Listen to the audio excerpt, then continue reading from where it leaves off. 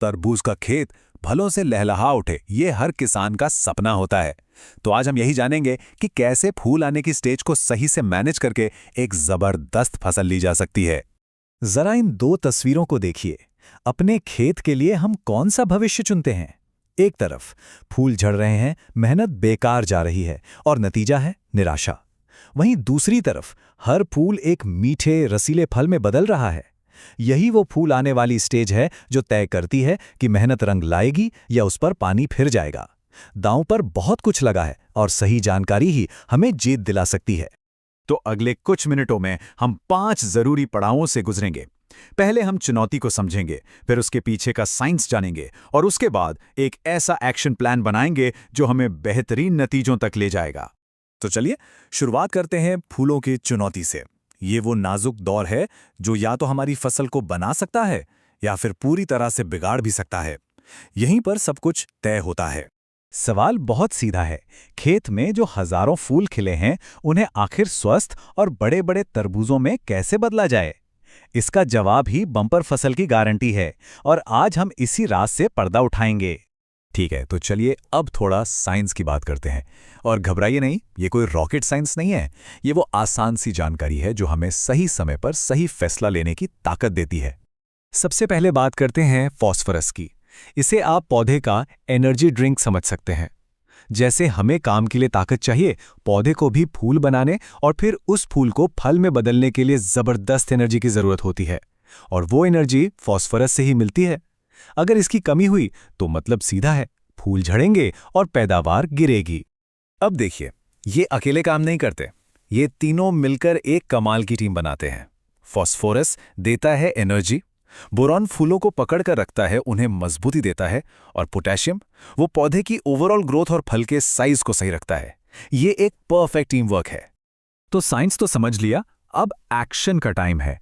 अब हम देखेंगे एक सीधा साधा फर्टिलाइजर प्लान, जिसे फॉलो करके हम फसल को वो सारी ताकत दे सकते हैं जिसकी उसे इस वक्त सबसे ज्यादा जरूरत है। जरा इस शेड्यूल पर नजर डालते हैं। ये अंदाजे पर नहीं बल्कि साइंस पर आधारित है। 25वें से 30वें दिन के बीच 12-61-00, इसमें 61% फॉस्फोरस है, यानी फूल आने से ठीक पहले पौधे को दिया जाने वाला एनर्जी बूस्ट। इसी तरह आगे भी हर खाद पौधे की बदलती जरूरत के हिसाब से दी जा रही है। ये एक पक्का प्लान है। लेकिन सिर्फ जमीन से पोषण देना ही काफी नहीं है। पत्तों पर स्प्रे करना भी बहुत जरूरी है। इसे आप एक तरह का सप्लीमेंट समझिए।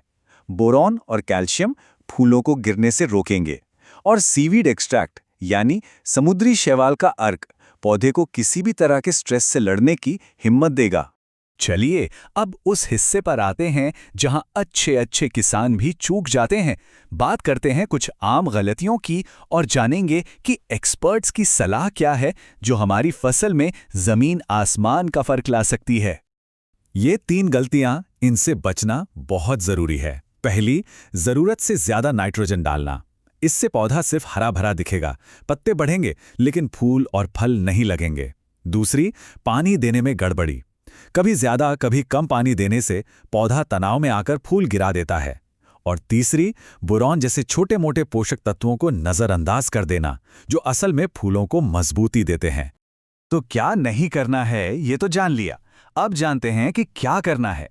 ये हैं सफलता के 3 प्रो टिप्स। पहला, मिट्टी में नमी को एक जैसा बनाए रखें। दूसरा, मधुमक्खियों को खेत में आने दें ताकि हर फूल फल बन सके। और तीसरा, जो सबसे जरूरी है, खाद और स्प्रे बिल्कुल सही समय पर दें।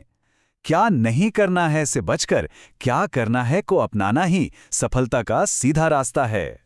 तो अब तक हमने जो कुछ भी सीखा, चलिए उसे एक साथ जोड़कर देखते हैं कि ये सब हमें हमारे आखिरी लक्ष्य यानी एक जबरदस्त पैदावार तक कैसे पहुंचाता है। और नतीजा ये है, आंकड़े बताते हैं कि अगर सिर्फ फूल आने वाली स्टेज को सही से संभाल लिया जाए तो पैदावार में सीधा सीधा 20% तक का उछाल आ सकता है। सोचिए ये कितना बड़ा फर्क है, और ये सिर्फ सही मैनेजमेंट से मुमकिन है। एक बात हमेशा याद रखने वाली है, खाद और स्प्रे पर जो भी लगता है वो खर्च नहीं है, वो एक इन्वेस्टमेंट है जिसका रिटर्न हमें हर एक मीठे और वजनदार तरबूज की शक्ल में वापस मिलता है। अब सवाल यह है कि इस प्लान को अमल में कैसे लाया जाए। इसका सबसे कारगर तरीका है पानी में घुलने वाली खाद, यानी वाटर सॉल्युबल फर्टिलाइजर। ये खाद पानी में पूरी तरह घुल जाती हैं और ड्रिप के जरिए सीधा जड़ों तक पहुंचती हैं। मतलब जो दिया वो सीधा पौधे को लगा। कोई बर्बादी नहीं, सिर्फ फायदा। तो सारी जानकारी अब हमारे पास है, प्लान भी है और उसे लागू करने का तरीका भी। सवाल सिर्फ एक है, क्या हम इस जानकारी का इस्तेमाल करके अपनी फसल को उसकी अब तक की सबसे बेहतरीन पैदावार देने के लिए तैयार हैं? फैसला अब हमारे हाथों में है।